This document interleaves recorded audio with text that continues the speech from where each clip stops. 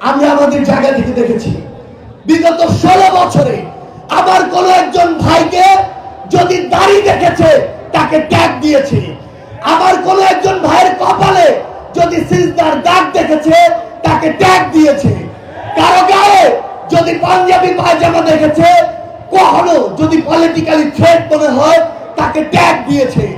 আমরা দেখেছি কোন একজন আলেম ওলামাকে যদি মনে হয় যে পলিটিক্যালি ভবিষ্যতে থ্রেট হতে পারে তাকে দেশ ছাড়া করেছে। এই যে অন্যায়গুলো, এই যে অবিচারগুলো, এর প্রত্যেকটির বিচার এই বাংলাদেশে অবশ্যই নিশ্চিত করতে হবে।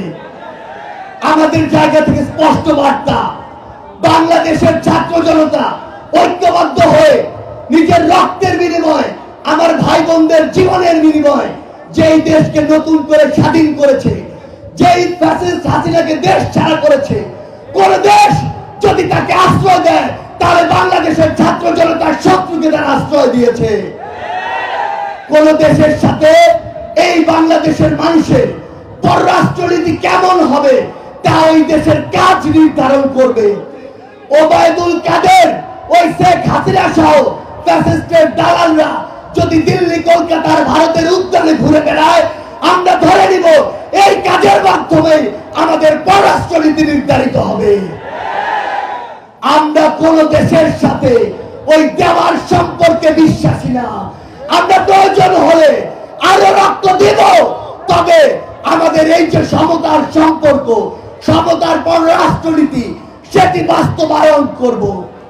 আমরা আমাদের চোখের সামনে দেখি আমাদের মায়েরা তার সন্তানের জন্য কাঁদছে, আমাদের 6 বছর বয়সের একজন সন্তানকে হারিয়ে আমাদের বাবারা কাঁদছে। আমরা আজকে যখন উত্তরায় কথা বলি, আমরা দেখি আমাদের ওই মায়েদের চোখ থেকে, বাবাদের চোখ থেকে, ভাইদের চোখ থেকে, বোনেদের চোখ থেকে অঝরে এখনো বৃষ্টির পানির মতো চোখের পানি পড়ছে। অথচ কিছু কিছু মানুষ এই যে স্পিরিট, এই স্পিরিটকে ভুলে গিয়ে সমন্বয়ের দাবি করে বিভিন্ন জায়গায় নিজের ভাগ দিতে ব্যস্ত। আমার যে ভাই শহীদ হয়েছে সে ওই কবর থেকে কিভাবে এই ভাগ দিতে আসবে? আমার যে ভাই এখন ওই হাসপাতালে শুয়ে আছে, যে ভাই হাত হারিয়েছে, পা হারিয়েছে, চোখ হারিয়েছে, সে কিভাবে হাসপাতাল থেকে উঠে এসে এই ভাগ দিতে আসবে? আমাদের যদি বিন্দু মাত্র লজ্জা থেকে থাকে তাহলে কোন নাম ব্যবহার করে, কোন পদ ব্যবহার করে, নিজের ওই ছোটখাটো স্যাক্রিফাইস গুলোকে ব্যবহার করে আমরা কোন জায়গায় নিজেদের ভাগের দাবি করতে পারি না। আমাদের জায়গা থেকে আপনাদের উদ্দেশ্যে স্পষ্ট একটি বার্তা, সেটি হচ্ছে এই ফ্যাসিস্টের দালালরা এখনো বিভিন্ন জায়গায় বিভিন্ন নামকে ব্যবহার করে আমাদের উপরে পাল্টা আক্রমণের চেষ্টা করছে। আমরা দেখেছি ওই সচিবালয়ে আনসার নামক কতিপয় বিপদগামী ওই ফ্যাসিস্টের দালাল তারা আনসার লীগ হয়ে ফিরেছে। আমরা আপনাদেরকে সতর্ক করতে চাই, এখনো প্রত্যেকটি জায়গায় ওই সাভারে বলেন কিংবা বাংলাদেশের সচিবালয় সহ অন্যান্য জায়গাগুলোতে বলেন, এখনো তারা এই অপচেষ্টাটি করার সর্বোচ্চ চেষ্টা করছে। সামনে আমাদের যে হিন্দু ধর্মাবলম্বী ভাই বোনের রয়েছে, তাদের যে পূজা উৎসব সেটি রয়েছে। আমরা যেভাবে 5 আগস্টের দিন পরে তাদের ওই পূজা মণ্ডপের সামনে গিয়ে, বাড়ির সামনে গিয়ে দাঁড়িয়েছিলাম তাদের নিরাপত্তার জন্য, আমরা আবারও এই সামনে তাদের ওই উৎসবে তাদের নিরাপত্তার জন্য প্রয়োজনে আবার ঢাল হয়ে দাঁড়াবো। একটি জিনিস মনে রাখবেন, ওই যে দোসররা, ওই যে দোসরের এজেন্টরা, ওই যে দোসরের দেশগুলো, এগুলো কিন্তু এখনো থেমে নেই। তাদের রক্ত কিন্তু এখনো ঠান্ডা হয়ে আছে। তারা কিন্তু এখন বিভিন্ন এজেন্টের মাধ্যমে এই পরিকল্পনা আছে কিভাবে পাল্টা ছবল দেওয়া যায়। আমাদের ছোট ছোট স্বার্থ, আমাদের ছোট ছোট রাজনৈতিক উদ্দেশ্য, এই বিষয়গুলোকে অনুরোধ করছি এক পাশে রাখবেন।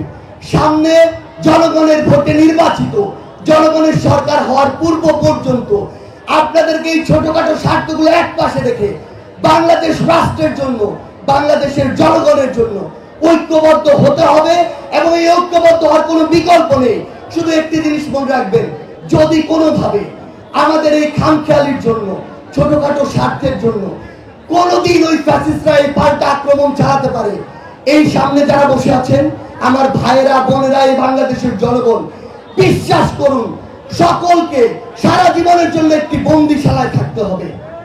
আমরা এই বন্দিশালায় আর থাকতে চাই না। শুধু একটি কথাই বলবো, এই বাংলাদেশকে যদি আমরা বাংলাদেশের জনগণের মতো করে চালাতে চাই, আমাদের প্রত্যাশিত স্বপ্নের বাংলাদেশ দেখতে চাই, তাহলে আমাদের এই ছোটখাটো স্বার্থগুলোকে এক পাশে রেখে 24-এর ছাত্র জনতার অভ্যুত্থানের যে ঐক্যবদ্ধ হওয়ার স্পিরিট ছিল, সেই স্পিরিটকে ধারণ করে সামনের দিকে এগিয়ে যেতে হবে। এবং আমরা বিশ্বাস করি আগামীর এই নতুন বাংলাদেশ সৃষ্টির যে অগ্রযাত্রা, সেই অগ্রযাত্রা সেভাবেই শুরু হবে, যেভাবে ওই ঢাকা বিশ্ববিদ্যালয় থেকে আমাদের তাড়িয়ে দেওয়ার পরে উত্তরার বিএনএস থেকে পাল্টা একটি ওই আক্রমণ ফ্যাসিস্টদের কামড় দেওয়ার অগ্রযাত্রা শুরু হয়েছিল। সবশেষে ওই 18 ছাত্র জনতার অভ্যুত্থানের যে প্রাণের স্লোগান, সেই স্লোগান দিয়ে শেষ করছি। সবাইকে